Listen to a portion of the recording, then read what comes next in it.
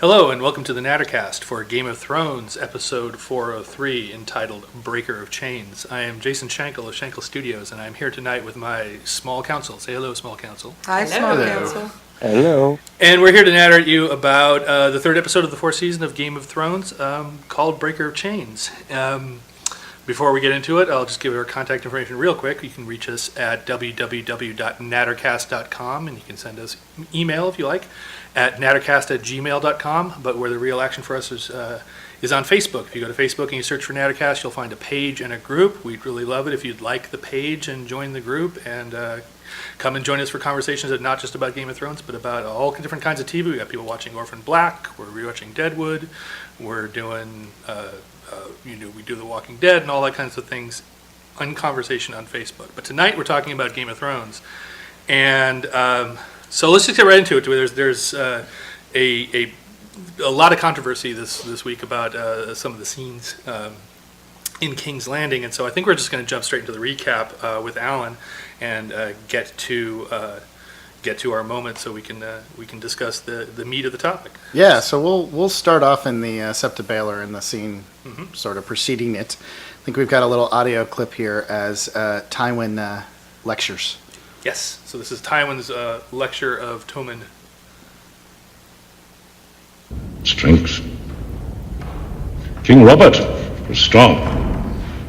He won the rebellion and crushed the Targaryen dynasty. And he attended 3 small council meetings in 17 years. He spent his time whoring and hunting and drinking until the last 2 killed him.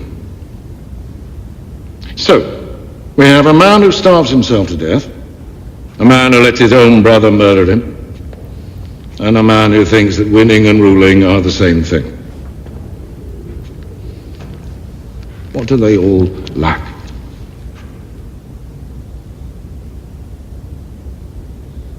Wisdom. Yes. Wisdom is what makes a good king. Yes. But what is wisdom? A house with great wealth and fertile lands asks you for your protection against another house with a strong navy that could one day oppose you. How do you know which choice is wise and which isn't? Any experience of treasuries and granaries or shipyards and soldiers? No, of course not. A wise king knows what he knows and what he doesn't. You're young. A wise young king listens to his counselors and heeds their advice until he comes of age. And the wisest kings continue to listen to them long afterwards. Your brother was not a wise king.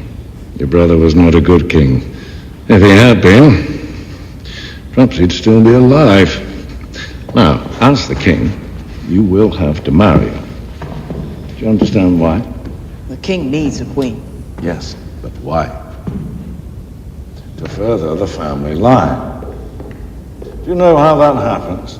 Yes? Yes, but has anyone explained the details to you? I don't think so. It's all relatively straightforward. It's as much as I'd love to sit here and muse about what the birds and the bees conversation from Tywin Lannister would involve. My big question for the group, it would either be just way too matter of fact or just utterly phenomenal with that accent. Dynasty. Dynasty. Dynasty, yeah. Legacy of your dynasty. But it brings to mind the Tywin Charles Dance reading the 50 Shades of Grey. Oh, yeah. Video if you've seen kinky fuckery. And if you haven't looked that up, you really have to. But I think the big question out of this one, really, that I want to throw to the group is how much of a bastard is Tywin here? So you've got, he must be the world's worst father because you've got Cersei, who has already sent away Myrcella, who at the age of 14, and I think when people watch it, they're like, oh, they sent her away to Dorne, to the south, except for she's going to be a hostage, and then she's going to be married off. Right. And it's not like they have, intercontinental flights here. So she may not see Myrcella until she's like 30 with kids. Right. Right. Joffrey's dead, literally sitting right there. And in comes Tywin, and he's basically like, listen, don't listen to your mom. Listen to someone smart like me. your brother was an idiot. Yeah. That's why he's dead. It's his fault. And by the way, let me go tell you how things work out here. And someone was mentioning that someone referred to it as literally kidnapping, or figuratively The kidnapping. director is Alex Graves. Alex Graves, the director. Like kidnapping, yeah. He's kidnapping right in front of him. So you get Cersei just basically has lost her entire set of kids. Yeah, what you don't catch Right in in the just small. listening to the audio is that half of that scene is on Cersei, Right. and she's just wilting, Right. Yes. And With Joffrey right there in the shot. yeah. Well, I think this also comes back to, when Joffrey was doing all of that ridiculous stuff at the wedding, she was the only one laughing. She was the only one enjoying it with him, and it just emphasized how much she associated with him and didn't associate with Tywin's ideals of what it meant to be regal, to rule to be a ruling family, to do anything like that. Well, it's like she told Peter Baelish, power is power. That's it Right, for her. right. As soon as you get the power, that's it. You just exercise it for your own pleasure. Right. And Tywin is very much not a power is power kind of guy. He's like Exactly. power is a means to an end, and you got to do all the. Yeah. He's a total gamer. Yeah, he's got to he's- balance all his resources. And, Well, he's the big strategist. Right. He's the one that's got the map in his head going, if I do this and I do that, then I can get those. Right. Yeah, he's not exactly delivering hugs. No. Or No, even no, pats big, hug, on no the big back. hug mug. No, and I think, There was literally not even how you doing? yeah. It was just, I'm here to take your other son away from you. Yes. I'm not even going to acknowledge Well, he's that completely clear that she's a broodmare. Joffrey Yeah, is uh, dead on the table. Yeah, he's also exactly what Sion said, made it very clear that, he's extremely disappointed in all of his children and that they have not lived up to what he thought he was teaching them, and the best she can do is further the family line and pump out more babies. That seems Yeah, like I a don't see that miscalculation. working out for her so well, in any way, shape, or form. No. I could see Loras could probably just think of England and get it and father some children with an incredibly compassionate and willing and preferably relatively masculine looking partner.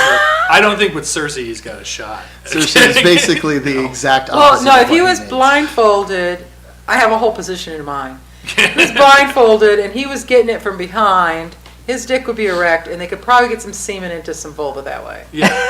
It would take help. That's They complicated. did it throughout though. this. There were a lot of gay games. And we thought we were going to have to rush into the next scene. There's value in this, people. There's value here. Yeah, Marjorie was up for that. Oh yeah, Marjorie was. Yeah, she she had, was. She had a plan for all kinds of. Yeah. Yeah, Marjorie, Big time Marjorie wants could king figure it out. semen in her vulvus area. Yes, Yeah. king Yeah. semen. Yeah, it's She like, tries That's so all hard. she cares about is king oh semen. look, the pie. That's right up there with God, I love McDo. This contextualizes the scene, the big scene for the week. Was there conversation about this scene? The next scene? one? The next scene is Oh, people are talking about it. there's a little bit of chatter. Yeah, There's there's a little bit of notice online. Good dead face right there for a second. I'm like, what the fuck? I've lost my co-pilot. He's gone insane. He's gone insane. My I think Sean windmill's T. down. Collins called it the outrage industrial complex of the internet. Oh, there's Shane is ringing in again. Oh no, we can't lose Shane. Shane did is lose back. your Shane is co-pilot. playing dingle dingle dingle games. Hey Shane, can you hear It us? sounds like the '70s phone. It's great. Oh, so do you have anything else? Do we have anything else on the Tywin colloquium, or do we want to roll into the big question? Oh, are you looking at me now? Yeah. I'm good. I'm good. It's I do want to say one thing about Charles Dance. Yeah. The guy is, right now, he's one of the stars of the show for me. He's stealing every scene he's in. Yeah. Just Absolutely. absolutely killing it. Yep. Yep. I would watch the Charles Dance and Lady Olenna show, especially if it was on right after the Tyrion and Bronn show. Like, Yeah. If that Yeah, was I'm with the you Wednesday there. night lineup, that's some must-see TV. Right? yeah. I think there's obviously probably other actors that could have pulled it off, but there are so many roles in this show that they're just kind of made by who's Right. in them. Yeah. And this is one of Yeah. Well, those. he also brings up everybody who he's in a scene with. Yeah. And Yeah. that's, because it really doesn't matter who you put him against. Cersei, Tyrion, some Oberyn. scrub like Tommen, you know. Dead Joffrey. Yeah, exactly. And he's raising the bar for everyone in the room, and to me, that's the sign of a really spectacular character. So Yeah, he's doing a good job. good stuff. Okay, well, we have some audio for the next little bit of this scene, and we'll just run it, I guess. And of course, I have a little too much. I've got to learn how to do this better. Here it It's okay. comes. It's building. Well, while people are waiting, yes, we are going to discuss rape. Why have the gods made me love a hateful This woman? just in.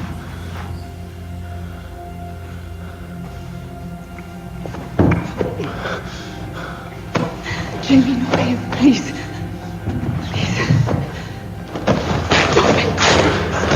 No. Stop it!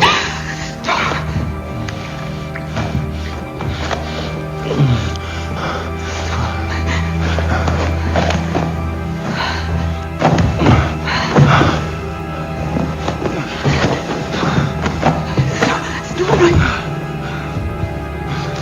It's not right. It's not right. I don't care. I don't care. All right. He does not care. He does not care. So we got a fuck ton of feedback on this segment. I believe it was only a metric fuck ton. Like the rest of the internet. So we kind of thought we would just sort of read people's feedback and have a little conversation around their. That's right. We're outsourcing the intellect here. Yeah. That's right. Oh, we totally do. Like the irony of the dog in my hands. Yeah, she's got Tyrion in her hands right now. Okay. Brad Zipperich. I looked at it like Jamie has lost everything. Not only is his hand gone, but nobody in the family respects him but for Tyrion. His father mocks him with the sword. His son mocks him for not having any major accomplishments. Cersei tells him he's been away too long, when in reality it's because he isn't whole anymore. If I remember correctly, the rape started when she recoiled from his golden hand. That then resulted in Jamie passing all of this built-up pain that he has suffered on her behalf back to her, which will end any relationship they will have. Very interesting. Yeah, I think he's got a good point Yeah. on Why he raped. Jamie's state of mind. Yes. And about and so the controversy here is, you know, there are a lot of people who feel like this scene is recontextualized from the book, that the book was not a rape scene, and that this is. Other people feel this wasn't a rape scene, but it's clearly not. It's much more non-consensual and Jamie taking than in the book text, and I think that is a basis for a lot of it. Yeah, I Yeah. think when I first watched it, little light went off in my head that like, oh, there's going to be an epic shitstorm on the internets. But I mean, that doesn't take much these days. But yeah, I was actually interested in it for that point. I was interested in it for the characters, and I think it's pretty tough to judge a lot of the questions rolling around until you see the reaction to it. You know, they probably Right, would have been right. better off by positioning the scene in a place of higher importance in the episode. I think just merely by putting it last, you might have changed a lot of the discussion or having the reaction. I'm pretty sure we're getting to a point where, and it's, I don't know if the writers are screwed up or if the director screwed up or anything like that. But if you take Jamie's arc, by this point in the books, he's on this sort of redemption ride, and I think that's pissed off a lot of people that they've changed it. But now, if you just look at it on a book basis, what you have is someone that's actually hitting rock bottom. So he starts out, all you get of Jamie is that he's a horrible, cocky bastard who throws a child out the window. Right. And then he's a horrible, cocky bastard who actually kills a cousin to escape and doesn't really care about anything. And then he starts to interact with Brienne, and you start to like him better. And he does some decent things and all that. But he's always trying to, he likes Brienne, so he does something nice for her. And then he's always trying to run back to King's Landing to get to Cersei. And he's always been trying to do this. And in that way, he does a couple of nice things, but he's still cocky, selfish Jamie. And he loses the hand. And he gets rejected by his dad and his lover, and then his lover tells him he needs to kill the only other person who's even been nice to him. Right. And Tyrion, that's what she wants out of him. And this is rock bottom, and he reacts very, very poorly. It does not excuse his actions here. But from a story development, it's different than the book in the sense on where he is in the path, but it's interesting. Yeah. I mean, I find myself fascinated by it. And for Cersei, this is obviously horrific, too. Right. Yeah. Right. Well, they've got a real challenge in the adaptation, right? Because a lot of characters simply don't exist. For later books and even parts of the text that they're in right now, and they've got contracts with these actors to have starring roles. I mean, that's why we saw so much Theon last season. Right. Right? Yeah. That was all contractual. Yeah. And so they've got to do something to give Jamie meaning and purpose. Yes. But Mo Ryan's article said it best. I thought about defining how we will ultimately treat this scene is how they treat it after. Right. And if they sweep it under the rug going forward, then it's sensationalism. Right. Yeah. And Exploitation. right? But if they actually do it, have Cersei cope with it and Jamie cope with it, and have the actual consequence to these actions and have that explored, then it will be worth it in some way, shape, or form. But it's hard to see in isolation, Right. Yeah. because especially in this episode, because nothing else happens about it. Yeah. Right. Yeah. Well, we have a little more feedback. Let's see what else. We have a lot more feedback. We have a lot more feedback. This one's a little more controversial. Nikki Ebright. I think part of what is making the Cersei Jamie sex scene so controversial is that it's very gray. If they were strangers and he'd had sex without getting her consent, that's rape. But they've been lovers for decades. There's an implied consent. No. No. Sorry, don't agree. Let's get the other one. That's her. Well, here's more from her. Okay. However, in her mind, from what appears on screen, things have changed. Does that mean there's no longer consent? They haven't discussed it, not in specifics. So really then comes down to her. He could see her nose as part of their previous games. She would say no and then yes other times. But has the situation changed for her that no is really no? I'm not advocating rape or what Jamie did. I'm just trying to point out what our courts have to deal with when trying to define what is and isn't rape.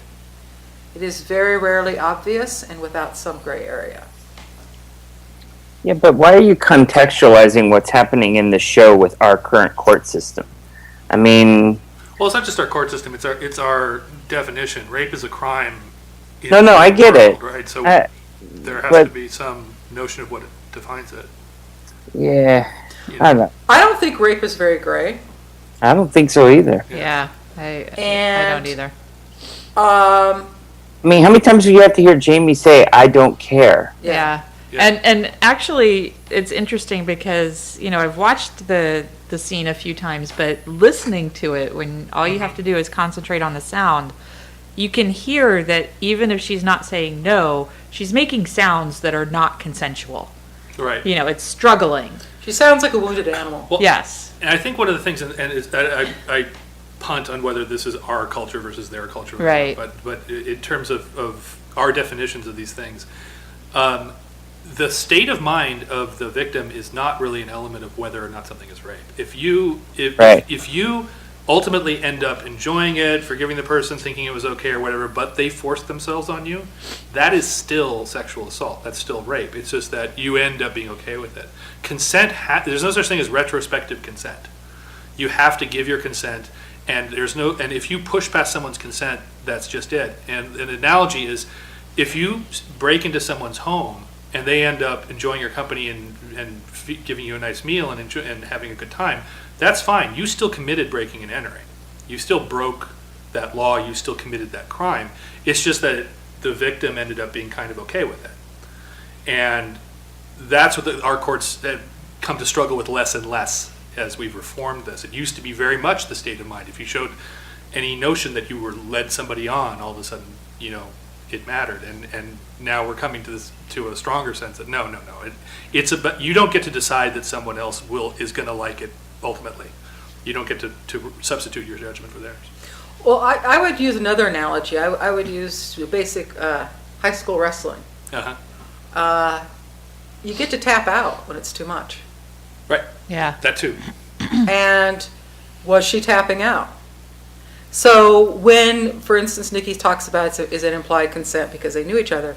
No. If Jason and I are making love and I tap out and he does not hear that tap out, now we have the crime. Right. Right. Or if I ignore it. Or Yeah. you know you I willfully ignore you it. hear it. You know that it happened, but you go past. You don't heed it. You don't respect what it means. Yeah, it doesn't matter Yeah. that you're married. It There's doesn't matter that exactly. you know each other. There's no gray Yeah. area there. No. Right.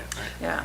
So to defend Nikki a little bit, I don't agree with her definition of rape at all. I'm with you guys. Yeah. It's whether it's a purely legal sense or Yeah. the way you guys are talking about, I'm totally with you. But I think what she was trying to say in the gray is something that we were discussing beforehand, that there, and I don't really know how to phrase this well, but there are gradations and differences here. This is obviously a situation where you watch it and listen where Cersei doesn't give consent. It's very clear. She says no. Right. Her reasons for it seem to be that it's inappropriate, which it is. Yes. And that's really what Jamie seems to be reacting Not that it's to. ever bothered her She's before. saying, No. not here, stop it, not here. Now, she says stop Yeah. it, so Yeah. it's rape. But I think what she's saying is there is an element of gray, not in whether or not it's rape, but an element in gray on how you judge it. On the list of horrible things that Jamie Lannister What it has means to the done. characters. It's not a stranger assault. Right, it Yeah. isn't. It isn't. He's not stalking down women. And it's not what the Right. mountain did. It's not some Yeah. war crime. Yeah. You know, it's an interpersonal crime. Right. It's still a crime. It's still an awful Yeah. thing. But there's complexity to it. Is maybe a better term than gray. Right. Yes. I would I agree think the with that. complexity is in communication, and this is I will say this one thing, and Jason and I have talked about this before, because I've had these conversations before with people, and I think it's what was communicated. What was was the tapping out? Right. Is it the word no? Uh-huh. You know, was there a safe word? And you'll hear guys say, "Well, what do I have to do? Get them to sign off on every move?" And I'm like, "Sort of." Yeah. Yeah. Yeah, Not on yeah, paper, not on a piece of paper per se, but if you're not talking and sober enough, both of you, to have a conversation while this is happening. And I would question whether Cersei was in a frame of mind she could possibly give Right. consent. If consent is a gray area for Yeah, you, yeah. back Because off. she could have been She was totally drunk grieving. off her ass. Yeah. And it is the middle of where her son is lying in Right. state. Right. Yeah, even if she had given consent, there's an argument that she's probably not in a mental state to do She so. was, Right. yeah. Right. And I think Jamie knew that because he had the doors Yeah. closed. I mean, yeah? this was definitely I think he was being sadistical. the first quote is definitely true. I think this is, I mean, what seemed to be portrayed is this is Jamie striking out in anger and powerlessness, and Yeah. it's an awful, awful thing. Well, rape is about power. So. Right. Yeah. Exactly. Yeah. Well- So the one thing I saw online, a lot of people saying, well, what about SVU? SVU always shows much worse sexual assaults. So they're ones that are sadistic and cruel, not just forceful or whatever this was. And it's like, well, on SVU, it's unambiguously always a crime. Right. The good guys are Right. always trying to stop the bad guys from doing it. Right. And I think when some of the articles are like, oh, this is the horrible sexual politics of the show. I actually think this might be a good thing because now we're having a conversation about the nuances of this, Uh-huh. of Right. what our attitudes are toward this. What is our attitude toward this? Yeah. What are we seeing? This is a Rorschach test for sexual assault. How many different articles did you see this week about the discussions about the gray areas of rape? At least four.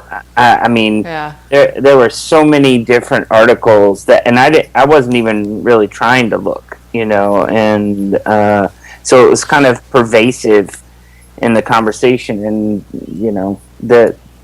it's a subject that really can't have too much conversation, to be honest. Yeah. Yeah, and going to your point, I think it's important that it's a character that people like. Yeah. Because the SVU doesn't teach you anything. Right. Right? Those are monsters that are never humanized, that do awful things. And Mm-hmm. the reality is where there's a problem and an impact that can be made through conversation is actually the people Yeah. who that you think are good people, Yeah. who Right. have done something, who Right. haven't thought about the consequences of their actions, Right. who haven't thought about this beforehand, Yeah. and do bad things that might have been avoided had they really sat down and thought about, this is what I want to do in this situation. Right. Yeah. And Yeah. I think what Mo Ryan said is right. It's going to be how they play it out that's really important. Yeah, big time. He's been naughty for 2 days. I haven't been walking him enough the last 2 days. So I think let's do one or two more. And then, She, Yeah. we interrupted with her. Oh, No. where were we? So we I just think we were skipped okay. down. Okay, Yeah. ready? Stephanie Brown Anderson. It's not that it went too far. It's that I don't get what they're doing. It's like they gave characters certain development arcs and then realized they took it too far. They need to bring it back, so they have them do things that don't make sense. And the rape was unnecessary as a plot device. If all you need is to get Jamie and Cersei at a certain level of sympathy with the audience, looking forward to Michelle McLaren swooping in with her flaming director's chair and saving the day. So, yeah, that's the one I wanted to make sure you got to, because I did a comment Yeah. on this. I think that, so, as somebody who's read this segment of the book, I'm actually not persuaded that the book isn't rape, given the way that it's written. But it's certainly much less unambiguous than this is, or much more ambiguous than this is. But what I think the reason I think they did it fits with the theme of the rest of this episode, which that these are bad people. As we get into the rest of the recap, Ygritte is a bad person. Mm-hmm. The Hound is a bad person. We create these romantic little road trippy notions of them being redemptive. Jamie's a bad person. You know, and I think that they're really trying to deliver is like, no, these are ruthless people who are fighting a war. You're going to see, you know, you're not going to. They'll have these cute moments and they'll have these charming things because they're human beings. They're complex. They have that part of their character. So the Hound is not unambiguously evil. He has soft moments. Jamie's not unambiguously evil, but they're not unambiguously good or redeemed or just because they're cute you like them. Yeah. And I liked that element of this episode. I liked that every single story delivered a gut punch on a character that you might be worshiping.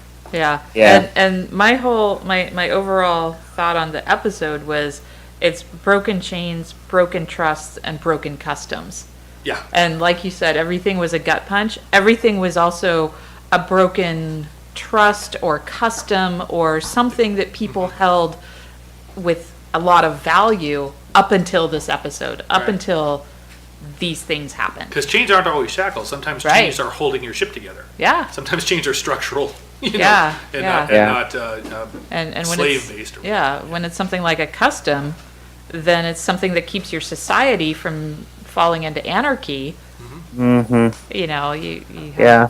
and that could be, you know, some sort of metaphor for the relationship too, is that, you know, so many things have impacted the relationship that it's falling into anarchy. Yeah. Yeah. Well, you know, I mean, Stephanie's a book reader, and by the way, happy birthday, Happy Stephanie. birthday. Oh, happy name birthday. day. Yes. Happy birthday, Stephanie. You know, and I think it's very hard for book readers going forward. It isn't this one-to-one that we saw in books 1 and 2. You know, the show is very, very close to the books, in my opinion, and you know, there's a lot of consolidation and things like that. But going forward, there's going to be a lot that goes off track. Yeah. I think, Yeah. and so they achieve different ends, the same ends by different means, or maybe even deviate further, and that's going to hurt those book readers who maybe want a more loyal, you know, or more rigid retelling. And for the rest of us, Yeah. you know, I'm thankful that I haven't read the books, so I don't have to have those. I go the other way. I want, Here, Shane. I want a good show, and I'm willing to read the books if the show is good to get more background. But I don't need the show to be the books. I think it's a much better TV show than the books are books. And it deserves to be to tell its own story. And Right. I'm on a different end. I'm a book reader from the beginning, and I think the books are much You would better be. than the show. I would be. But I have learned to not completely. I still have those pangs of like, oh, that was better in the books. You know, that's and almost everything is just because I think I prefer the format. Right? It's not. It's Yeah. But you have to detach. If you Yeah. don't detach, you will like. Folks that can't detach should just learn Yeah. not to watch. Yeah, 'cause because they you're are- never going to be happy. It's Yeah, never let it going be to its own happen. Yeah, they are going to be two separate entities, and you just have to let them exist. Yeah. That's like all those people who read the, you know, Charlene Harris, True Blood, Sookie Oh. Stackhouse novels, you know. Yeah. I mean, the Alan Ball just crushed that, you know. The very first season. Turned it Just into say, 6 feet under. yeah, 30 well, and seconds in, he it was awesome, and he got the author to, you know, go out and do a little PR campaign and say, "Look, I gave the show my characters; they can do whatever they want with it," you know. Okay, so I got, we've been running pretty long on this, but I want to get the rest of the listener feedback out, Yes. so let's see and run through that. Christina Scanapeggio. What's shocking to me is the perception from people involved in making of the scene, as well as from the audience, that this was consensual sex and that Cersei deserved it. There was not a whisper of consent in the scene. And I think the whole no means yes, and she was asking for it at school, thought is passé, no? Yep. Yes. And Crystal Ferguson. How about just wrong, not passe? Just incorrect. That makes it Yeah. sound like it's out of style. Yeah, exactly. No, this one should not be coming back. Fucking 90s, As man. someone who grew up in Texas, I can tell you it was actually It's in not a style high-temp for a while. Yeah. It's in style. Okay. Crystal Ferguson. It's a new name, I think. I don't think the show has established the deep bond connection between Jaime and Cersei the way the books do. I don't want to give anything away, so I'm just going to say that in the books, I really felt that Jaime was devastated and heartbroken that his entire life was Cersei. I haven't seen this developed in the show. The incest is the focus of the show. And then Jackie... Martin supports that basic idea that the show's relationship is Right. different. Jackie Burgett. It sickened me when Cersei tried manipulating Jaime into killing Tyrion, seductively offering a kiss, then gasping, especially after her rejecting him on at least 2 previous occasions. He knew that she was only using him, so it enraged him. Was that an excuse to rape her? Of course not. Without knowing where the rest of the story is going, I'd prefer that he'd have taken the high road and told her to fuck off. It would have been interesting to see if the show's writers would be able to live this scene down and redeem themselves. I have to say, of all the comments, Jackie's is the one that I'm really behind. Yeah. Yeah, Yeah. I would have to So the only agree part with I that. don't like, I don't think the writers necessarily need to redeem themselves on this. Well, they just need to scene. make sure that it's not just there for the scandal, you know. It shouldn't be It- pure exploitation. Yes, exactly. It needs to do something to their relationship as characters. Yes, I don't know why the assumption is that it's not. I mean, like Jason pointed out, they're working off a script, and Yeah. as much as people want to freak out about it, and yeah, in the book, Cersei does say, "Do me now." To be Right. clear, by Literally. the end of the sequence, yes, that is the quote. "Do me now, now." She goes full porn. Right, she goes full porn, but it's definitely after an extended period of no, right? And in some ways, that makes the book very, I think you get a lot of even more disagreement than you have now. It makes it kind of funny because that one scene where she's getting all drunk and preparing the girls to be raped. Yeah. Like, oh, Funny's an interesting word, but sure. I know how to do this. Yeah. Rape preparation clinic. Yeah. Remember? Exactly. Yeah, no, don't. No, absolutely. Like it was part of being a royal. It was like her Oprah of rape. And you're going to get raped, and you're going to get raped. All right. Well, I still think one of the most interesting parts of that scene is her recoiling when he, touches her face with the hand, and it made me show-wise question how much she ever really loved Jaime, because if she really loved him, that wouldn't recoil her. I can see maybe being a little, stunned because this cold metal thing is caressing your face and you forgot about it. Yeah. But I mean, it made me think she never really loved him. Well, I think they're definitely there's definitely one side that loves the other one more. Yeah. I mean, Yeah, just yeah. look at as soon as he was away from King's Landing, she was sleeping with her cousin. Yeah. And Jaime goes through this huge thing where he's never actually been with another woman except his Right. sister, It's which important is to him. They would- which Yeah. is kind of sweet in a really creepy kind of way. But I mean, just from there, you understand that No, I know. It Cersei just really doesn't care slapped as me in much. the face, literally, with a Right. gold hand. Right. yes. And there's a final one. There's a final one, okay. Sasha Horpel. First time looks for me like a rape. But afterwards, Cersei wants something from her brother and uses her best weapon, and she reciprocates the kiss several times. Okay, she told him stop, but only because of the place they are. Remember, Jaime has only one thing that makes him better than Ned Stark. A head. When I read that one, I couldn't figure out what it was, but I think you're right. He has an active nervous system. Yeah. He's not 6 feet under and eating Okay, well, I think we've I will add one little Sure. little perverted comment. it's not too perverted, but when I was like getting the birds and the bees stuff, an older woman in my life told me out of the blue, after she'd been to a funeral of her father, that death can be an aphrodisiac, and that her husband and her had great sex while she was mourning. Huh. I've heard these kinds of people stories Me too. too. I know, and I'm just sitting there thinking, yeah, and you see that sometimes in literature and stuff, and here we have is this dead kid Right. laying there. Yeah. And I remember laughing during the scene going, oh, are they trying to make another one? Jamie was. Yeah. And it was on Easter too. It was. Yes. Easter, Anyways, we're having the rape I beneath think the body the of one thing dead We're son. having as many awful people as possible. The one thing about this show is this is not a show of virtue. No. By far. Not Yeah, so much. no, this is a lot of ruthlessness, and it's all the characters seem to get to have a taste of it. Yeah, definitely. They all have some larceny and rapey in them. Ain't that the truth? All right, well, let's move on to lighter issues, Mr. Okay. Mr. Green. We're going to do the whirlwind tour of the rest of King's Landing. Yes, please. Try to run through.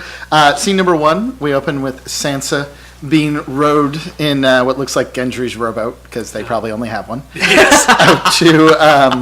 out to a boat in the mist. And who's there but our favorite, also not good guy? Boy, Littlefinger. I got to say, some of the shots in that sequence are just stunning. Yeah. It's absolutely Oh, yeah. beautiful, and that like Vermeer look on Sansa when she turns back to the camera, looking over her shoulder, just absolutely gorgeous. I mean, the show really does stunning work. Yeah. I mean, Yeah, it was a great open. You know, Yeah. came from the wedding and her chasing off, and then you get Littlefinger. Yeah. It's good that Dondos has that much upper body strength. He was I don't know chugging if I out could there. row out that far. Yes, so Dantos continues the long tradition of being an idiot, and Littlefinger offs him and explains how he had tricked Sansa into coming with him, and the necklace was a fake and all that, and then proceeds to tell her once again that I did tell you we're all liars here. Right. And then, does Sansa get it this time? Like, No. finally, or no? No. We're still on, like, oh, thank God I'm safe. Yeah. How many no. Starks have to be beheaded for you to figure this out? Yeah. All of them. I did somewhat little bit get your father killed. Yeah. I am more or less responsible, but come here and let me put my arm around you. Yeah. So they're I heading really off liked to the your Vale, mom. right? Yes, yes. Aaron. They're yes, that's where he was to Lysa supposed to Arryn, go. Yes, the only person in Westeros creepier than Littlefinger. right, but it's Aunt Lysa. And Lysa, that's a good enough. It's Aunt Lysa. yeah, but can you imagine the progeny between those two? Oh my god. Oh, The sleeves. yeah. Oh. Yeah, little So- baby so- Baelish sucking on Oh no! Lysa The Arryn. mustache. Full stomachs here. I literally just got an image of Tommy Carcetti. God, that's awful. That is awful. Shane, you're a horrible I'm man. hoping she's a little. Hey, we can bit put it on the too- cover of Time magazine. Right. Shane finally tops me in a show. Hey, I do there's have some show one left. question. Don't There's some knock show left? yourself yet. You got something in the Oh, not me. in the hopper? I'm saying you got a chance to take back the belt. I do have one question. When was the last time we saw Lysa? In Oh, the like show? season 1. Okay, Season so one. that's She- why she, she's a very uh, fuzzy memory for Administered me. the trial of Tyrion. Okay, okay. Yeah. She was the one Yeah. that was breastfeeding her. I'm eight-year-old sure she child. looks amazing by now. Oh, that kid is probably 14. That's going to be Oh a my really God, awkward it's awesome. sequence if they did Yeah. that again. Okay. I thought it was interesting. A lot of the discussion I heard this week about the Baelish sequence was, does this... Okay, so Baelish comes out and says, although I can't believe there are people who didn't get the fact that he's basically saying, I orchestrated this. Uh-huh. We don't know who his collaborator was, whether it was Tywin or Olenna or both or whoever, right? Or Dantos but- if he has a shot at it. Right? Yeah. Yeah, exactly. So, they managed to close up that, mystery of who was behind it very quickly, which I was kind of stunned by. That's a really rapid pace. What Well, I have a look of mild interest. Yeah. Well, I think it becomes sort of a non-issue. It's like, okay, we'll just tell them who did it, and the real issue is the trial, because nobody's going to Right. believe that Littlefinger did it because And also, he the wasn't truth there. isn't out. It's out to Sansa. Right. It's Right. out to us what the mechanism is, but the mechanism is not really the crucial issue. Yeah. And I would say in the scene, he very much admits to kidnapping her and Yeah. using the necklace to lure her. Right. But he doesn't call attention to any missing stones. He Right. doesn't Yeah. mention Joffrey Poison. at all. Right. Right. So if you're paying attention, you've probably put two and two together. But if you're not, I mean, I've seen more than enough folks comment on there that haven't. I mean, it's kind of like 50-50 of folks that are following along. Yeah, So I wouldn't and say it's Yeah. completely out The of the bag necklace yet. doesn't seem to have any other narrative purpose. It's like, why would Dantos give you some necklace that's made of, paste? Although I feel Right. like we have a little bit of Right. a Chekhov's gun there with it like lying on Dantos's Right. dead body. Yeah. So, did it seem like Baelish had a new weird accent to anybody? He slipped into his native Irish brogue at one point. I was just like, wow, he just came off the bench all guns. He's Skyrish. Irish. I just think he was like, screw it, I only get like 6 lines a season at this point. I'm not even trying. Exactly. All right, from there we go to Marjorie and Olenna, which was, I think, a sweet little scene just because I think it really fleshed out Marjorie for the first time as something more than just scheming Marjorie. We see her actually seem to care about how awful Joffrey dying was and seem to care about her grandmother. Having her husband die and have to identify the body and all of that. Olenna is still Olenna, and I think we get out of it that Marjorie didn't know it was coming. Marty Yes, didn't we know it was that? coming, and that Elena seems to be rolling with it okay. Right. Yeah. She's got a plan. Yeah. She's got a plan, and she always has a plan. And I think again, it comes back to Cersei's, what is power question. And Elena is in this position where it's like it doesn't matter what weird machinations happen around some unfolding plot with murders and betrayals. I've got all the food, Right. so I get my way. Right. Yeah. I could pretty much come out And there's claim nobody to who's have going to killed him. inherit from me that you're going to get a better deal out of. So she always brings it right back to, but we have all the food and money, Right. or we have all the food anyway. And so I like that it clarified so much in the story. That Yeah. It's like the Tyrells don't have to worry about who the queen is. And this combined with the birds and beads Yeah. seems to mean that Tommen is going to be a very lucky man. Well, it's they do have that rule that you are betrothed. That's how Ned got married, right? Yes, exactly. His brother died, and so the younger brother is supposed to marry your widow. That's how it works. So I'd take Tommen that. would be the next in line, and he's going to be the king, and Marjorie wants to be the queen. So everybody's happy. and Yeah. Tommen's older here than in the book. Yes, because he's So like 8 in the book. It's not insane that he would be betrothed to her. It's kind of amusing in the book because we discussed this on the Facebook page, but the worst part of the book changes that came out of this episode was by far the fact that he's older, and thus we will not be seeing Sir Pounce. Yes, right. Tommen's favorite Tommen's kitten. kitten. Aww. Yeah. Well, he could still be a fool. He could be. From there, we went into the Sept of Baelor. A little bit later, we come to sexy times with Oberyn Martell. Yeah, some positive sex. Positive Now we sex. get the opposite kind of sex. Exactly. It's a wonderful sex. Yeah. It is. We've got a fivesome. Yes. If I spoke French, I could probably come up with something better than that. There really is quite a long bit of, Dorne cultural norm conversation. And a good sales pitch for bisexuality. Yes. Yeah. Yeah. Doubles your market right there. Yeah. Exactly. And since, as Ilaria points out, he doesn't really have trouble converting. Right. He's going to do okay for himself. Yeah. Yeah. But then Tywin storms in, and they have a fun little conversation back and forth that starts with accusations. I love the back and forth of you study poison. Yeah. Yeah. He Yes, was, I did. he's like, it looks like he was poisoned, and you study poison at the Citadel. He's like, I did. That's why I know it was poison. Right. Dumbass. Fantastic. So here's the thing I don't quite get. I get that Tywin's trying to create an alliance with Dorne a little stronger, get them back into the Seven Kingdoms, that kind of thing. What is his motive for wanting Oberyn, or have we seen his motive for wanting Oberyn to be one of the judges of the trial? Is that considered something that he's giving to Oberyn, or that Oberyn would do for him in exchange for? He seemed to imply it was an honor, and Oberyn was like, "Really, no." Right? Yeah, it seems So- like yeah. It was a false honor. I don't remember exactly what it is, but it may. So I'm going to throw out just it may be a sense of impartiality and having a certain. You've got a Martell, you've got a Tyrell, you've got a Lannister. Oberyn has no investment in who killed who, and so he's going to be relatively unbiased as opposed to. And now you have three great houses Right. presiding over it, where you're not going to have So a Baratheon, you're not going to have a Stark. So Tywin You know. is asking for legitimacy. That's what he's I saying. think so. You will help this Yeah. be a legitimate trial, and I am willing to Right. give you some favors in return. And Push on the since- small council. And since, as we'll learn in the next scene in King's Landing, he probably already owns the Mace Tyrell vote. Right. He's not necessarily risking anything if you're just going for a majority vote, Right. right? Like So, it's are you guys saying there's no quid pro quo here? I think no, there is. I think. I give you the mountain. You get on Well, here. there's the mountain. Yeah, I'm going to give you the mountain Yeah. for sure.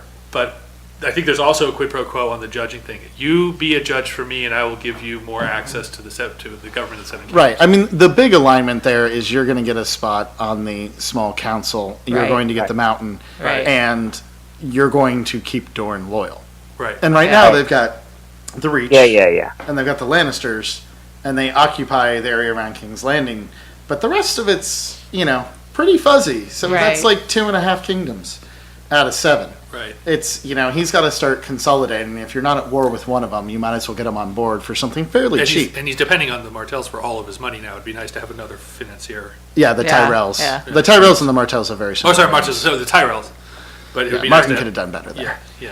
Oh, there were how many people are named Kevin? Just the So one. how many of you guys actually believed? Well, I guess I can only ask Molly, who hasn't read the book. Did you believe Tywin when he said no? I didn't have anything to do with it. No way. No way. I don't believe anyone who, when you ask them if they deny something, they say categorically. Right. Like, really, Categorically. if you ever use that word on a denial, you obviously did it. Yeah. It's like, no one categorically denies something they didn't He do. sounds like one of Darth Vader's assistants. Exactly. Like a Moff or something. Grand Moff Tarkin. He's a Grand Moff. Yeah. He should have thrown in a dynasty, and it might have sounded. The legacy of your dynasty. That's right. Your kinky fuck. So it looks like Oberyn's going to participate in the trial, so that's going to be awesome. Yes, I thought it was also interesting just there at the end, whether or not it was lip service or for whatever reason, he did reference Dany and her dragons. Right. Yeah. They're Yeah. starting to make her an issue. Yeah. Right, Yeah. that he's actually paying attention It'd be to. nice if people started mentioning the ice zombies. I'm really kind of looking forward to people Yeah. figuring that one out too. Those would be fun. Those would be nice too. Hey, one thing at a time. Yeah, but I mean, you really got the sense in this episode that Olenna and Tywin are the only two that really know what's going on. Yeah. I mean, what's wrong with everybody else? I mean, are they just They're massively having too much uninformed? sex. Yeah, that's it. Too much ill-advised sex. Either there's too many people or not Yeah. enough consent. There's It's too all much wrong pie. here. What's happening? Well, like in real life, there are very few people who are looking at the big picture. Most people are It's true. concerned with their everyday existence, and the big picture escapes them for whatever reason. So Well, Tywin's too much on the ball here through all of this to. I mean, he's just got too many things already lined up to have come up with all of this after Joffrey dies. yeah, You know, I mean, he's been following this for a while. Yeah, I agree. Whether or not he had something to do with this particular death of Joffrey, I had to think Tywin was already thinking of a way to bump him off. yeah. Yeah, Oh, yeah. It doesn't feel like he was going to want to share power. He's too smart to know that that wasn't going to end well. Yeah. Right. Well, you also had scenes from like last season when Joffrey was sitting on the Iron Throne and he had to come up to the Iron Throne to tell him about the small council and things like that. And, it's like you could just see the power tension and Joffrey just shrink. And so you knew that things had been, in my mind, Tywin had been thinking about these kinds of things for a long time. Yeah. I think Tywin, is looking at this like, oh, somebody saved me a boatload of trouble. Yeah. Seriously. That was easy.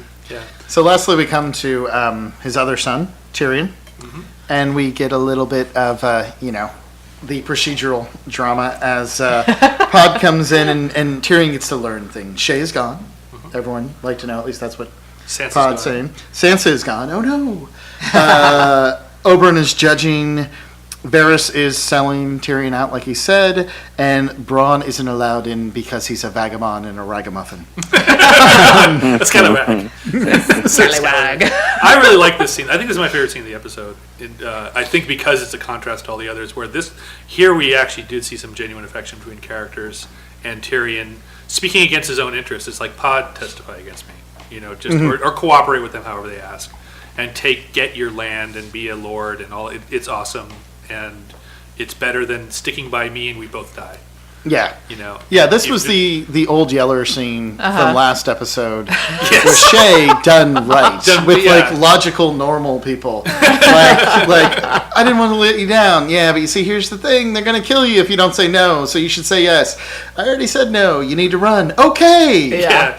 How is that hard? Right. Like, we're done. And it seems right. It was there's like two moments on there's some parallels between this episode and the Mad Men episode. And on Mad Men we had Sally telling Don that she loved him, as a daughter or to her father, and have Tyrion say, "There's never been a more loyal squire." It's like those are the lines we've been waiting for out of these characters. Yeah. In these storylines. I enjoy how Twisted TV has gotten that you had to clarify that Sally Draper was telling Don that she loved him as a daughter. Because thanks to shows like Game of if people Thrones. don't watch Mad Men, they might think that Sally Draper is his wife. Or that since they're both Drapers, incest is best. Right. As Game of Thrones. The other parallel is that Don and Don and Sally go road tripping and they dine and dash. Or they almost dine and dash. And Arya and the Hound actually do dine and dash. Yes, they do. Against a rock. They bash Dine and Dash. Yeah. Okay, well, we have anything else on King's Landing before we... No. All right, so let's move on to Molly. We have some audio on your segment in Jon Snow in Do Castle we want Black. to... Okay, so I'm just going to ask this question. Sure. Do we want to do that first? Because we have... Yeah, let's go ahead and run it. Okay. It's the part where the Rangers arrive. Yeah. You want to just do that? Okay. Okay. We'll run that. So here we go with Jon Snow.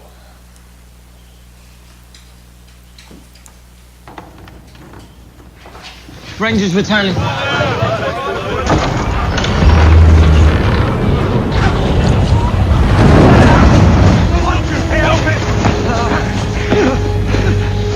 you'd have blue eyes by now.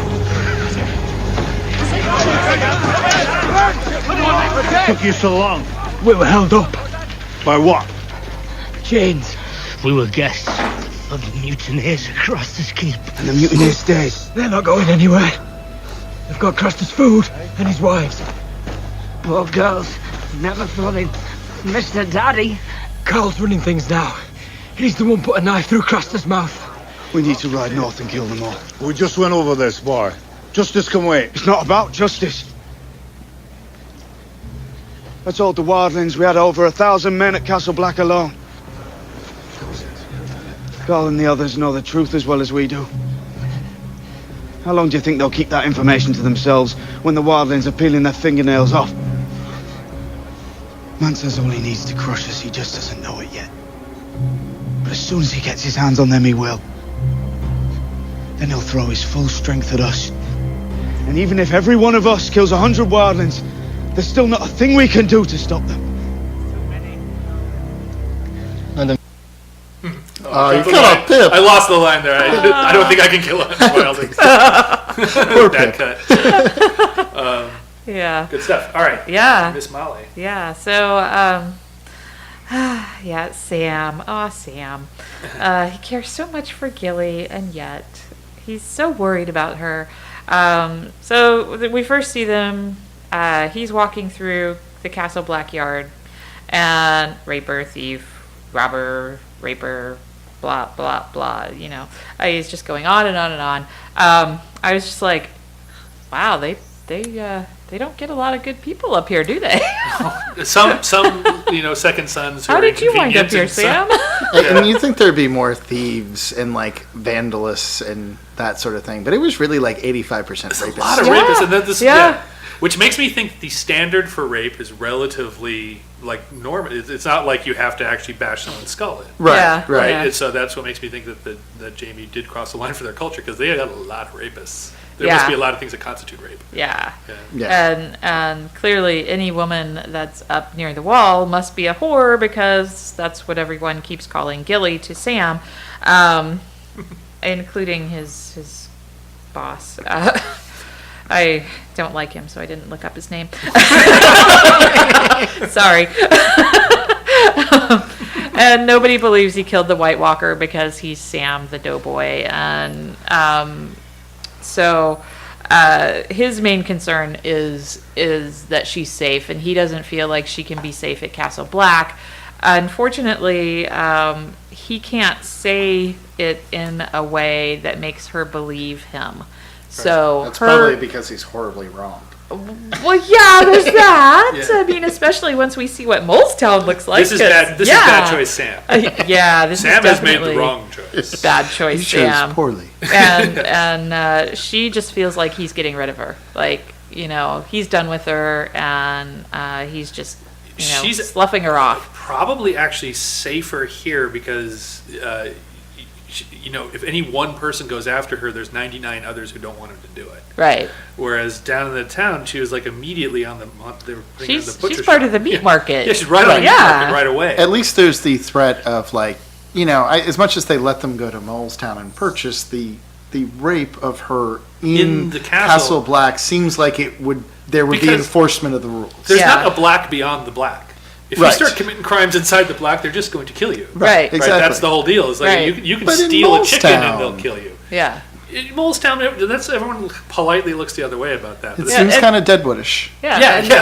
And that's what they said at John's hearing too. Is like, well, everybody goes to Molestown and Right.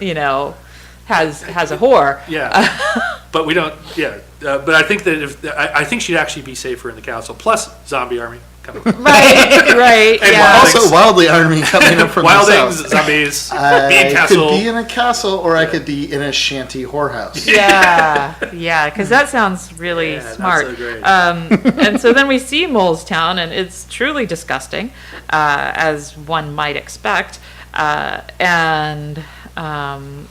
The first woman that talks to Gilly is like, "Oh, you're a wildling."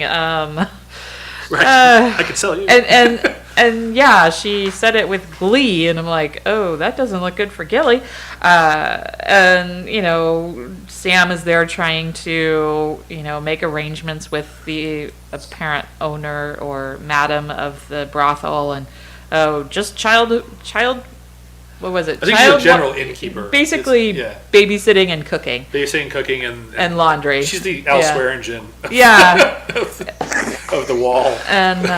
And there's no way she'll end up doing other work. no. There's no other work. Maybe. Yeah, it's like, oh, okay, so what will really happen is that she will do other work, and you just won't know about it because the ugly girls can sweep. Yeah. They really got to get Ian McShane to just do a little cameo. Yeah. So the last time we see Gilly, it's best for you. That's her line, I think.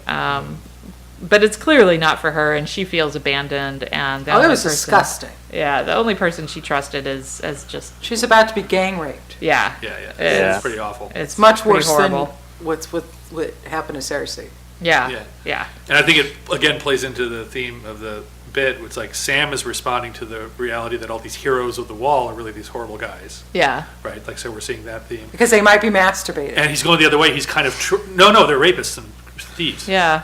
You're right. They are terrible people. Right. They actually are. This is their punishment. Who isn't in the show is not a rapist. Exactly. But then he trusts this even worse environment. Right. Sam has not raped anyone yet. No. That's next episode. It's going to be Tyrion. It's going to be way unpleasant.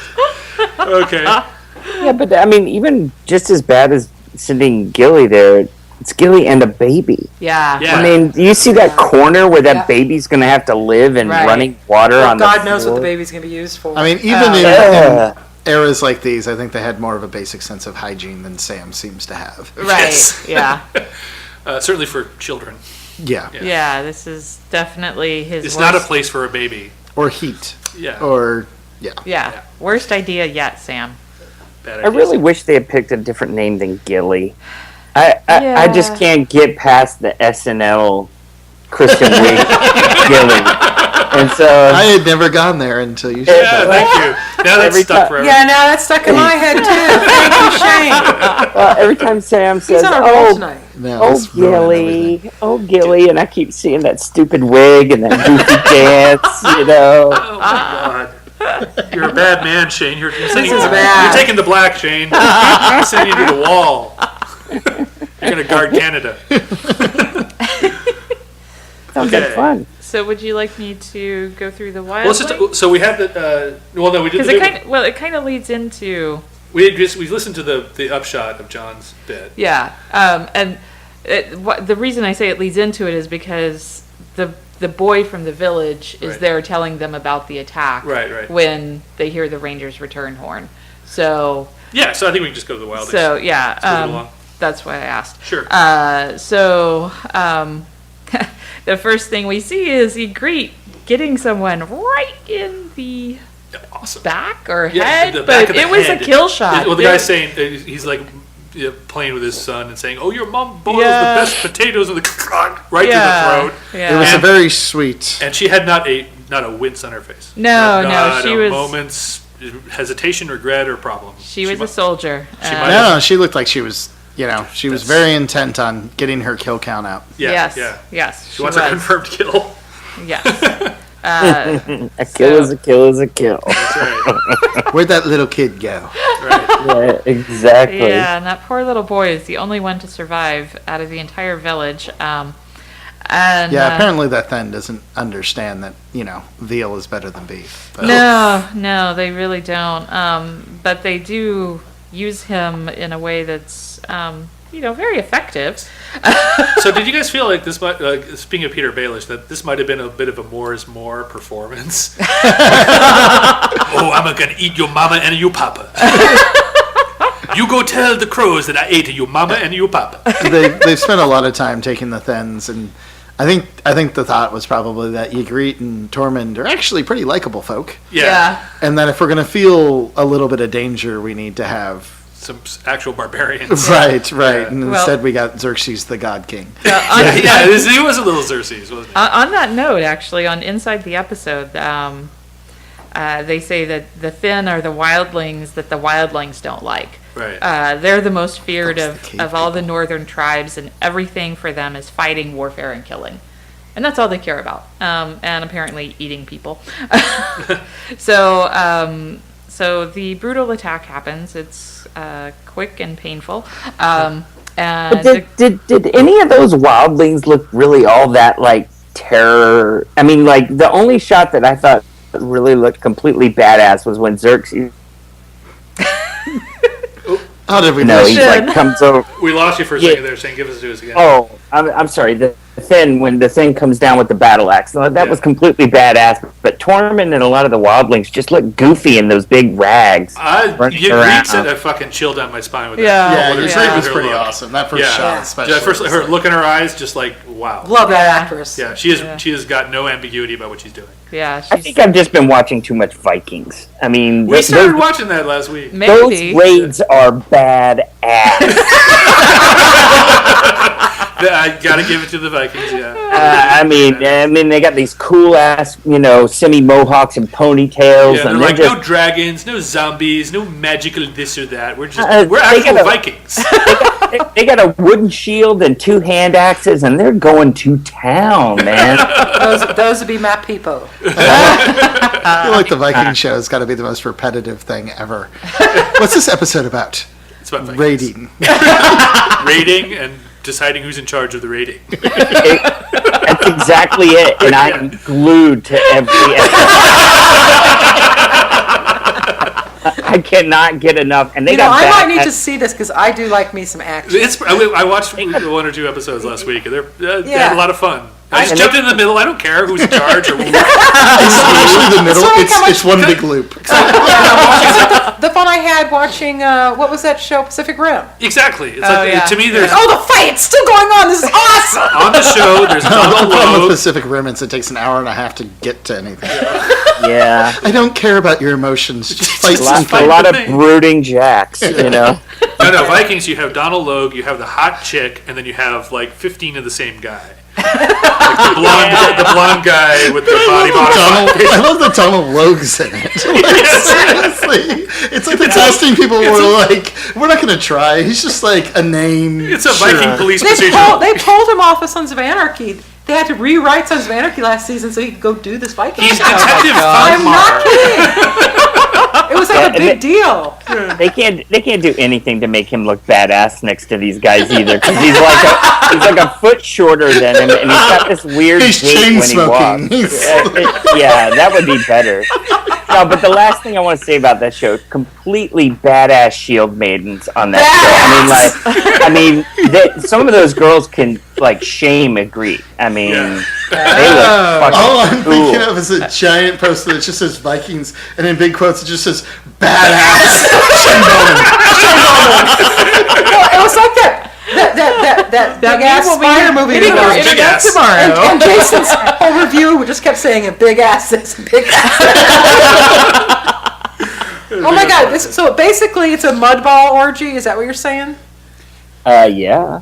Yeah, Okay. it's a totally. And what's wrong with I watched that? like 2 episodes last week, and It has mud balls you gotta screaming watch out of this. it. You're gonna have Okay. a lot of fun. Okay. You Come have to on. be wanting to have fun. Okay, so let's quickly Sorry. go back to Back to the wildlings. back to the wildlings.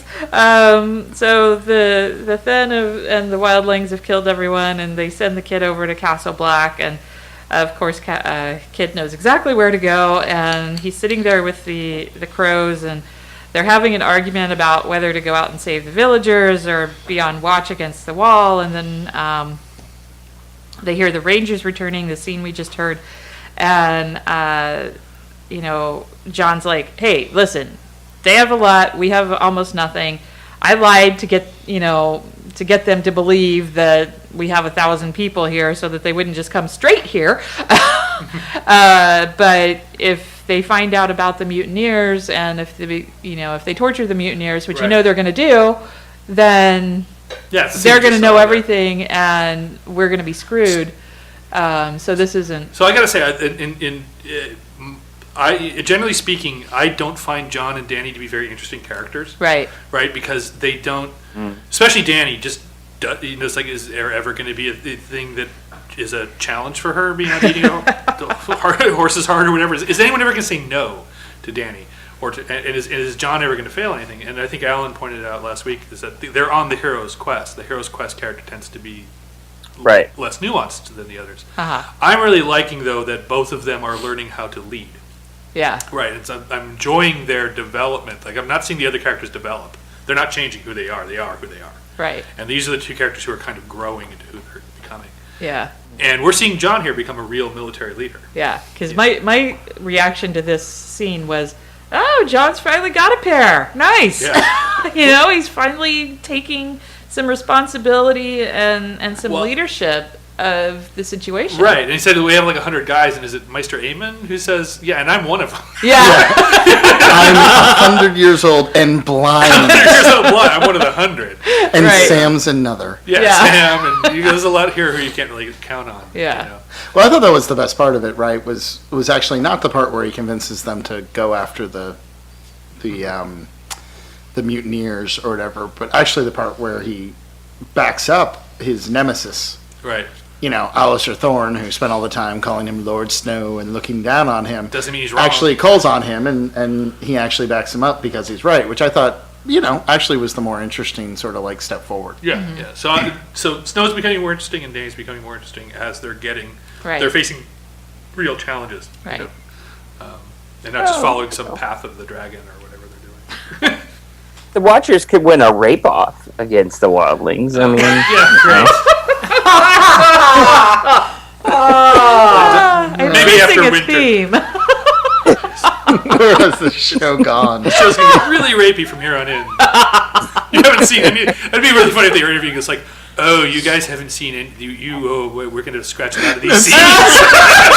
Seriously, what if they just pull episode 4 off the air? They're like, after the reaction, we know that next week's episode probably would be inappropriate. So we're just going to scuttle it, and we'll see you guys in the fall. Oh, no. Bran skull fucks a badger. No. But he can bash its brains in with a mallet. Yes. And eat it with a little golden spoon. Dash and dine. Everyone's pants are on. Does that Is Shane okay over there? We're video off. He's at a hotel. I think He he's made it laughing sure. his ass off. I think you're But we sending him can't into see him. hysterics. His video's No, I can hear him. Oh, I know we can hear him. I'm just so saying, I don't- sorry. That line. Molly's losing it here too. That's funny. Yeah, I'm trying to get off Okay, mic so it's not too reset. loud. Okay. Are we on to me here? I think so. Okay. So I've got, I'll bat some cleanup here. First we have Dragonstone. And here we have Sir Davos. And he's Whatever. Move on. Davos. So Stannis is excited because his leech burning operation seems to have bared some fruit. Davos tried. I have this on audio. This is I think my favorite audio from the episode. So we're gonna play this in this scene.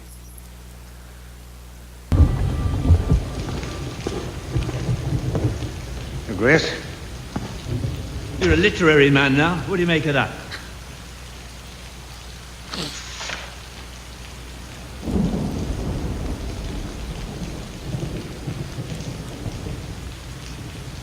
Joffrey. The usurper, Joffrey Baratheon. I said those words when I tossed a leech into the fire. A leech filled with bastard blood. A bastard you set free. I am now faced with a great opportunity, and I am powerless to take advantage of We'll it. find you an army, Your Grace. I've been working day and night. What progress have you made? I've rallied House Peasbury to your cause. House Peasbury. House Musgood. Musgood. And House Hay. House Hay.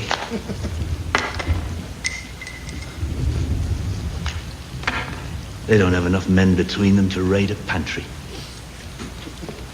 Well, Westeros is not the world, Your Grace. We need to look east for ships and men.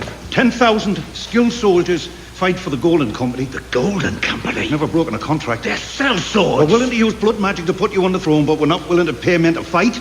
Now, the Red Woman's magic is real. Her visions and prophecies may be too, but I've never heard of visions and prophecies winning a war. Soldiers win wars. Soldiers on the ground. It's dirty on the ground. We don't have any gold.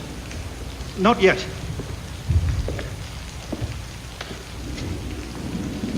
If I do not press my claim will be forgotten.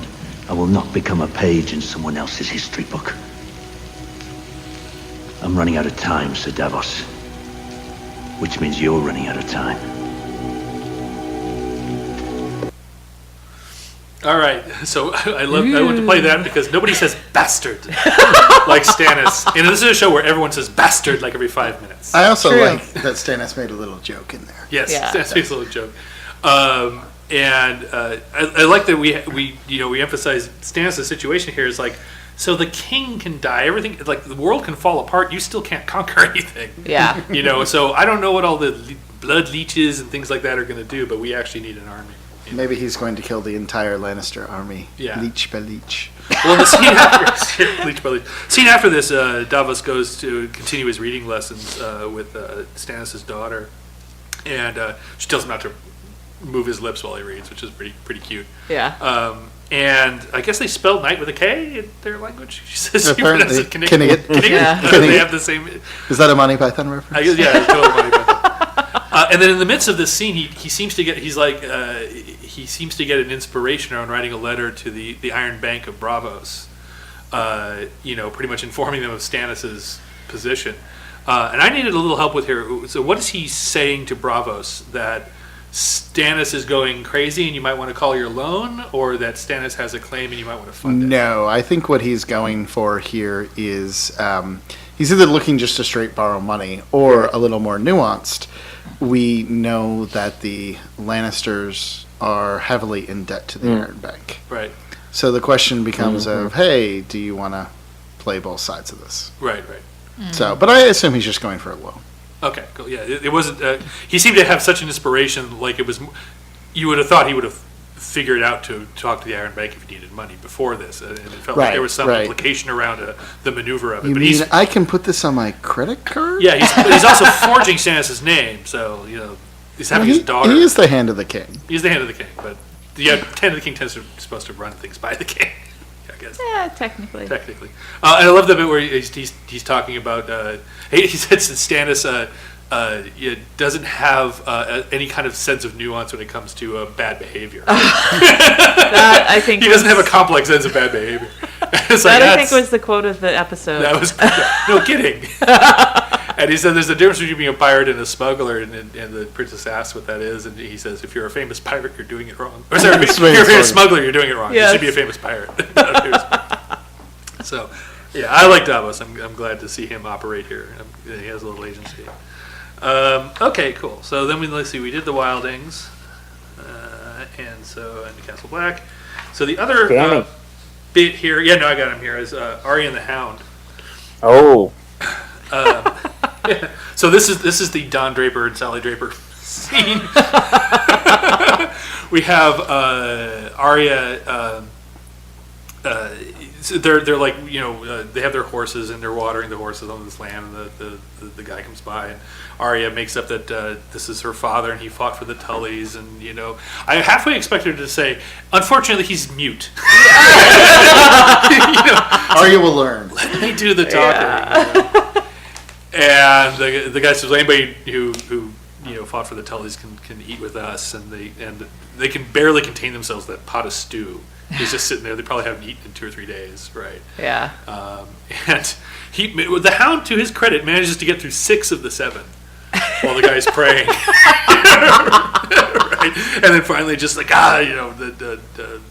we asked the stranger not to kill us in our sleep. Eats the pot. But one of the things that came out here, they're calling it the Red Wedding, and there's this idea that Walder Frey really violated the tradition of salt and water, or whatever it was, bread rather, salt and bread, and all this kind of stuff. And the Hound says none of that matters. Clearly it's not an issue. Clearly, if you trust in that kind of thing, you're going to get beheaded. Yeah. And by the way, I'm a guest in your house. Yeah. And by the way, you probably shouldn't trust me.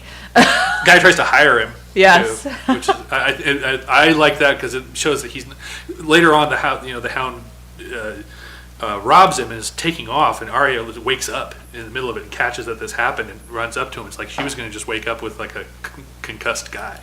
Right? As far as it's like, you were going to abandon me. It's like, fuck it, and then I think this is when the Hound, like I mentioned before, says the theme of the show, which is that she said, you're not a thief. It's like, you're the worst person in Westeros. Like, there's plenty worse than me, and how many people have to get beheaded for you to see that? Yeah. That I'm average in terms of being terrible. And I think that plays back to Jaime and Cersei. I think that plays back to all the other characters, and to Ygritte and the Wildings and everything. Okay, and then we have the actual breaking of chains. The big moment. Daenerys comes out. We call her on Game of Thrones, little Christina Aguilera.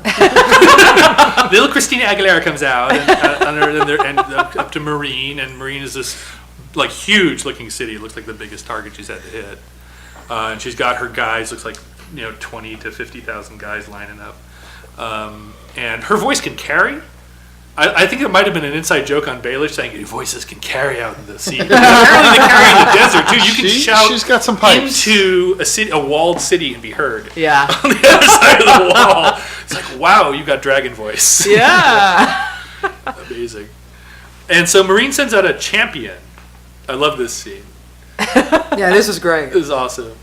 And to fight her champion. And of course, she has 100,000, maybe 50 to 100,000 people total. And she's got 4 people she talks to. Yeah. Isn't that just always the way? There's just always these cliques, right? Barristan Selmy volunteers, and she's like, no, I need you alive.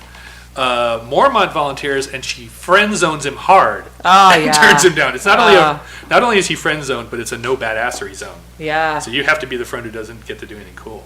And then Dario Naharis. says, I am the son of a whore, and I am the new man in your army. I'm the new guy. Let me kill this man for you. So she asked him, do you want a horse? And I thought this was another theme of the piece as well. He says, no, she says horses are faster than men, and she says they're dumber than men. And so he stands out there and pulls out his knife, and it almost felt like another Monty Python reference with the horse just coming and coming and coming and coming, like recutting the same shot of it approaching. And then he goes full Daryl Dixon, just knife, right into the skull of the horse. Horse falls, wipes out. Guy gets to his feet. Naharis just takes him down with his sword, and that's it. Just like very little extra motion at all. Right. And I think that what this demonstrated was like being a champion on a horse with a lance and maybe a banner and all kinds of other stuff is this burden of culture and society that a wise king kind of brings to the world. It's like, I make you do all this stuff so that we don't have constant badass fights all the time. Yeah. Right. So there's a weight to everything we do. There's a tradition to everything we do. And it helps with kind of control the anarchy. If you think you can fight anytime you want, then you will. Right. But who will win is ultimately the one who's ruthless enough to exploit the vulnerability. Yeah. The horse is big and stupid and slow. I can take out the horse and I'll take out the guy. Right. Mostly they don't fight that way, but Dario will. Yeah. Of course, that was. Come on, you gotta love the Han Solo, Indiana Jones. Totally. It's like, hey, it's me. Yeah. and then, the super cocky, oh yeah, I can just take him down. I don't need nothing. Yeah, like bing, bing, bing. So after the takedown, Danny gives this big speech. And again, I guess we're just going with, she has some sort of internal loudspeaker system. And catapults come out and they shoot the chains into the city, and the slaves there put 2 and 2 together, and the masters are not liking it, and we cut the black. Yeah. And end of episode. Yeah. So we have a little more listener feedback at this point to kind of cleanse our palate from the long rape talk. We had a couple of other topics that actually some of our listeners brought forward a question. The first one was, Sienna. The first one's Katrina McDowell. Danny, breaker of chains. I think we're being set up in the beginning of the show with Tywin and Tommen's interaction by establishing what makes a truly great king ruler. We went down the list of failures, establishing a long chain of rulers with traits that were ultimately ill-served by holiness, justice, and strength. It was established that every great king needed wisdom above all other things. Tywin counseled his young grandson that a wise young king heeds the advice of his counselors, and the wisest of all kings continues to seek their advice for a long time after that. I couldn't help but wonder what was the purpose of this long-winded, boring scene. Until we got to the end of the show. Besides having a great speech and throwing barrels of broken slave collars over the walls of the marine, something else was happening here. We are witnessing the growth and the emergence of a ruler who seems to possess that all-important trait of wisdom. Can Danny not only break the chains of slaves, but break the long chain of misfortune rulers that has plagued Westeros for so many years? Yep. And then Ross Staffen. Well, and can she teach everybody to speak Valyrian in a really cool way? Yeah. Come on. Valyrian, man. Dude, I always made fun of the people who could speak Klingon, but I might actually bust out a little Valyrian here and there. Make a hiney hey. Yeah, exactly. Exactly. Okay, Jason. Ross Staffen. So who will be most hated character now? I'll go with either Cersei, Stannis, or Ramsay Snow. And then we had a bunch of answers to that. Yes. So then this was done in our group where we do a lot of chatting. Yeah. Joanne Silverman, Ramsay, scared just saying his name.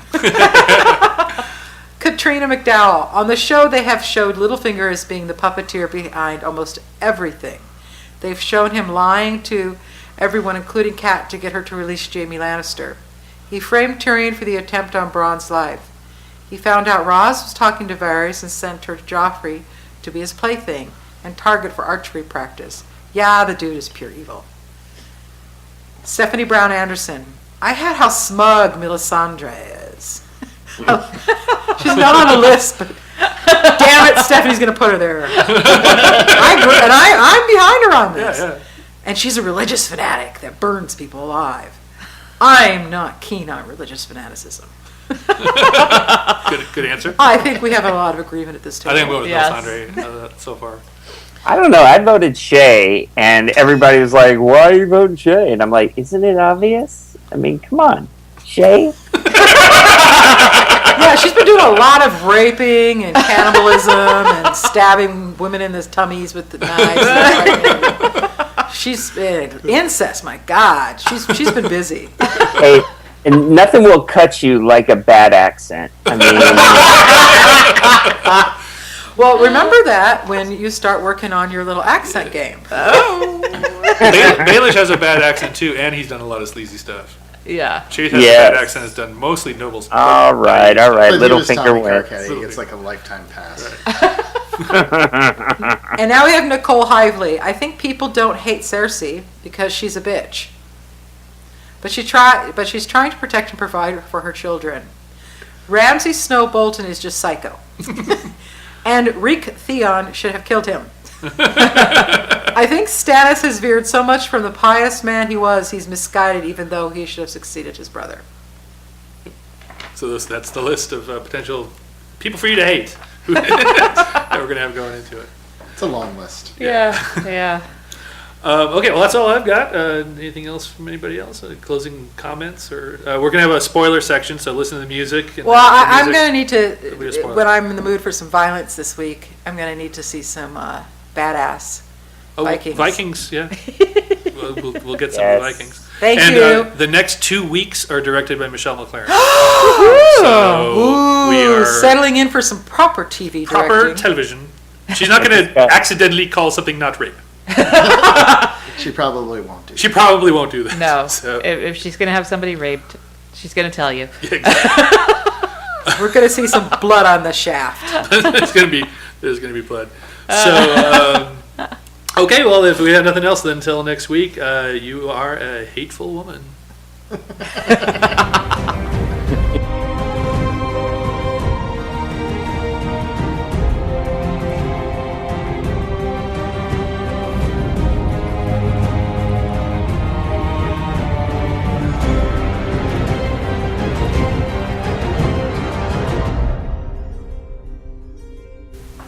Okay, so we just have a little short spoilers discussion unless anybody has anything epic to bring. So it looks like next 2 episodes are Michelle McLaren. Michelle McLaren is all about the action. And we know that what's coming is Oberyn versus the Mountain. But that won't be the next 2 episodes. You don't think so? No, I think she. That's definitely episode 8. So there is a list of episode titles out there, and episode 8 is entitled "The Viper and the Mountain," or something. The Mountain and the Viper. Now I think she's also directing that episode, right? Episode 8? No, I don't think so. No, that's going to be the Graves. Did he get episode 8? I thought he got Or one of episode them, 10. yeah. So it's not. No, he gets 8. Oh, okay. It's mostly. I mean, Graves is like the core director, right? Right. So she's not. So we're going to be. I mean, if we're not going to get to Oberyn and the Mountain for 4 more episodes, there's not a whole lot of Tyrion action. Well, I think we get the beginning of his trial, which Yeah. is where that fun little video of him dancing down the aisles Right. came down. So we might get that. So this is episode 3 that we're on, right? So we might get that episode 5. Don't know. And the next episode is called Oathkeeper. I'm looking up the name of the episodes. Right. It's taking me a couple of seconds. But the next episode is Oathkeeper, which obviously means that we're going to get some, probably Jaime handing over the sword to Brienne, and probably Brienne and Pod leaving King's Landing. Right. Yeah. So we're going to get that. Episode 5 is called The First of His Name. Right. So we're likely to get Tommen Tommen. being crowned and all that. But I think they've talked about in one of these there will be an action sequence because Jon is going to hit the mutineers at Craster's Keep. So that's the That thing is- is you're bringing Michelle McLaren in for some action, Right. So And she's I not think- going to get the Mountain and Oberyn. She's going to get I think Jon. they're going to get that. There's very Yeah. possibly going to be the invasion of Marine Yeah. Right. in one of those.